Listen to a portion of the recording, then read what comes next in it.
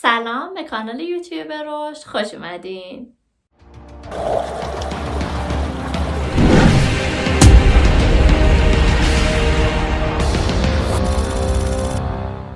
این اولین ویدیوی طولانی من هستش که تو این کانال ضبط میکنم و میخوام باهاتون از خودم صحبت بکنم، خودم رو معرفی کنم و بگم که قراره تو این کانال با هم دیگه چه کار کنیم و چه چیزایی رو یاد بگیریم. من ارمغانم، 33 سالمه، البته در آستانه 34 سالگی قرار دارم. مهندسی مکانیک خوندم و زمانی که داشتم تحصیل میکردم به این نتیجه رسیدم که خیلی به موضوعات توسعه فردی، آموزش و مدیریت علاقه دارم.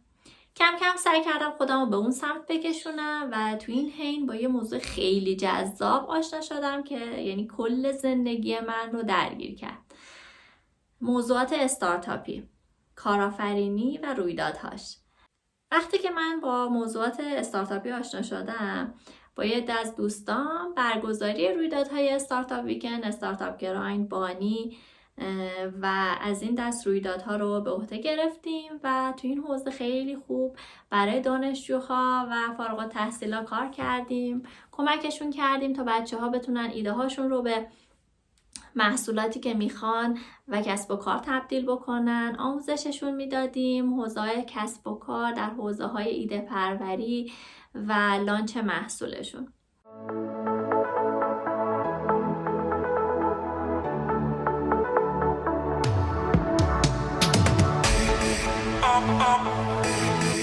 Always alone. You will always be there. Always alone. You will always be there. Always alone. You will always be there.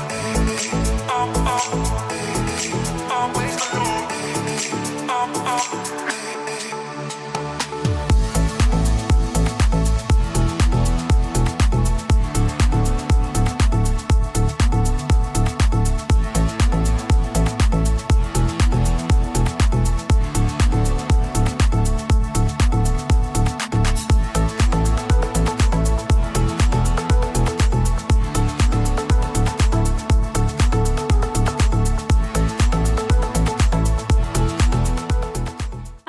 به ایده مدرسه کسب و کار برای بچه‌های دانش آموز و نوجوان رسیدیم. چرا؟ چون که ما فکر می‌کردیم که یه خلأ خیلی بزرگی وجود داره برای بچه‌های نوجوان که مهارت‌های ارتباطی اجتماعی خودشون رو ارتقا بدن. توی اون مدرسه ما در قالب 32 تا سرفصل به بچه‌ها مهارت‌های ارتباطی اجتماعی رو آموزش میدادیم.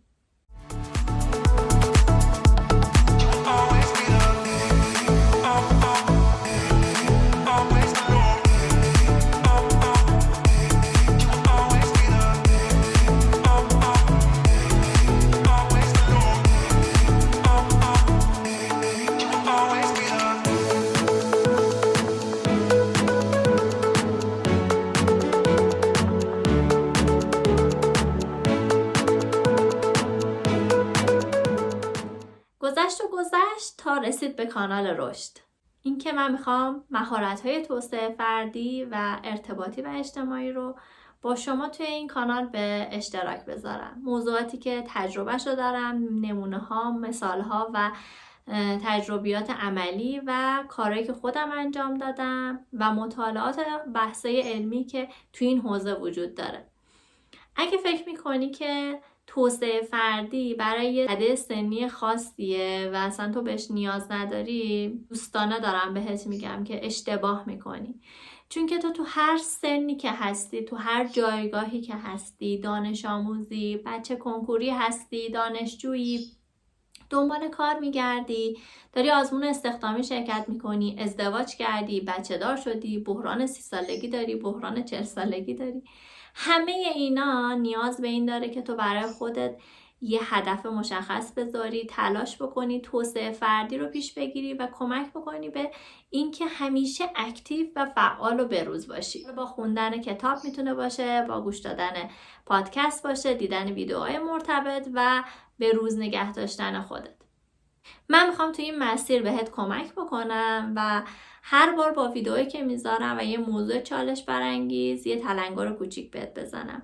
امیدوارم که همراه من و کانالم بشی و موضوعاتی که در موردش صحبت میکنی برات جذاب باشه. ممنون میشم با لایک، سابسکرایب و اشتراک گذاشتن پست ها من رو همراهی بکنی. خیلی خیلی ممنونم که این ویدیو رو دیدی و بهش توجه داشتی. خدا نگهدارت.